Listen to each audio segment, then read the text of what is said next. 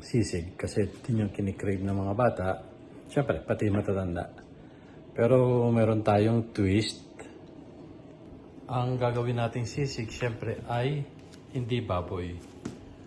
Roasted chicken siya.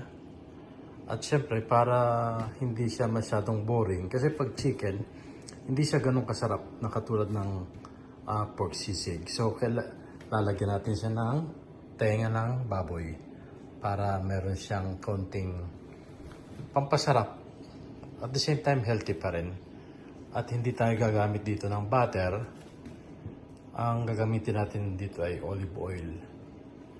So, ito yung ating roasted chicken na nabibili na rin sa mga groceries, supermarket. At syempre, yung ating pre-boiled na tenga ng baboy. Okay, see you later. Kailangan nating i-prepare muna lahat ng ingredients. Okay.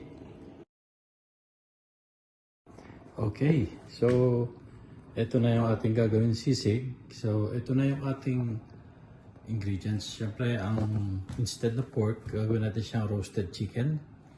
So, yan, medyo chinap-chop na natin. At ito yung ating pig ears. Yan. Tapos, siyempre, kailangan natin lagyan ng luya. Yan ang pag nagsisisig kasi ako may luya. Para pantanggal na rin ng lansa o amoy ng karne. Of course, yung bawang natin. Sibuyas. Siyempre, may kasama siyang lemon. At ang pampasarap ng sisig, ang jalapeno at saka yung siling labuyo sa atin sa Pilipinas. Tapos, instead of butter, ang ating gagamitin na panggisa, olive oil ang gagamitin natin para medyo konting less ng fats at medyo healthy. At lalagyan natin ng konting mayonnaise. Okay. Lulutuin na natin. See you later. Okay. Bubuksan na natin ang gas syempre. Mag-start tayong mag-isa at lalagyan na natin siya ng olive oil instead na butter para medyo healthy daw.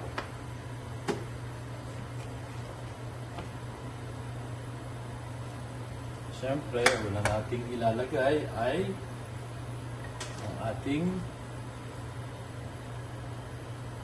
bawang o garlic.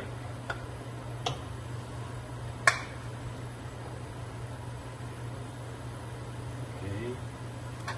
Tapos, sunod na natin yung ating sibuyas. Medyo mainit na.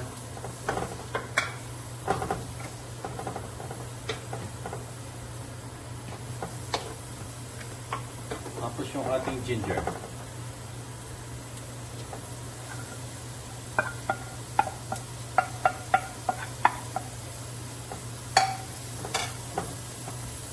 Okay, tapos ang susunod natin din yung ating pig ears. Para igigisa muna natin siya ng konti. Para siyempre, anyway, malambot na naman to. Pero mawala din yung amoy niya at nang lumambot na siya ng mabuti.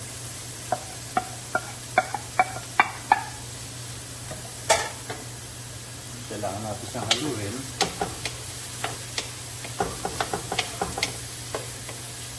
Tapos siguro mga 3 to 5 minutes.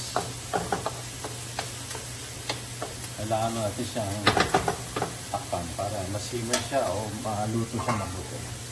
Okay? Okay. Yan, medyo malambot na yung ating tenga ng baboy. So pwede na natin ilagay yung ating manok, roasted chicken.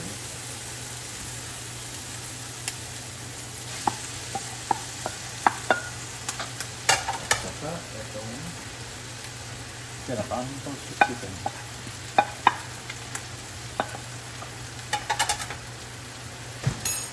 Siyempre, kailangan natin siyang haluin.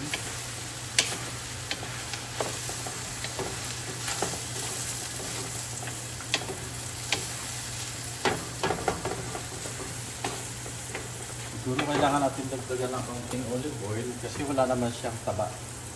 Katulad ng baboy na maraming langis.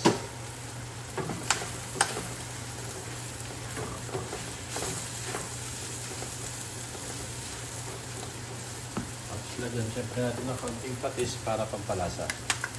Fish sauce.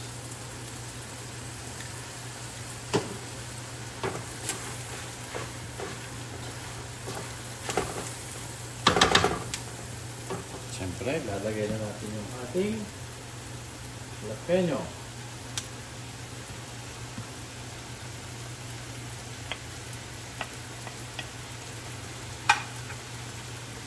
Takpan muna natin siya around 2 minutes para malutong mabuti. Okay, tingnan natin. Pwede na, luto na siya. So ngayon, medyo haluin natin ng konti. Yan, wala siyang masyadong fat. So medyo dry siya, pero okay naman kasi nilagay natin olive oil. Tapos lalagay na natin yung ating pampagana. Pampagana ng pagkain, pamparami ng kanin. Siyempre yung ating siling labuyo. Okay, tatagalin na natin apoy. Tapos ngayon natin siya lalagyan ng konting mayonnaise.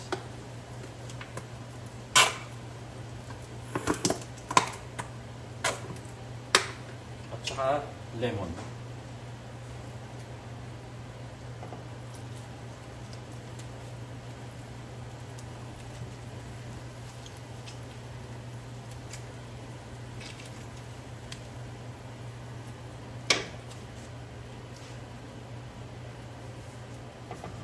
Tapos halo lang natin ng konti. Ayos na.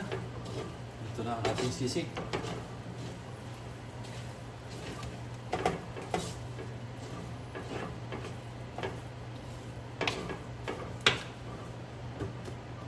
Ating chicken sisig with no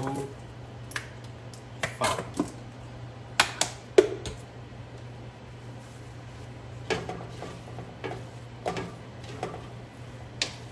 Okay. Siyempre, pag bagong luto, kailangang tikman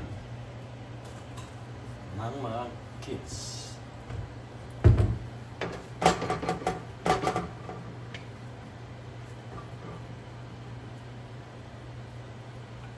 Tapos ang ating chicken sisig.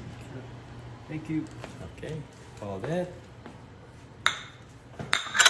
Okay, ito na yung ating finished product ng ating chicken sisig with pork ears a la Jerry.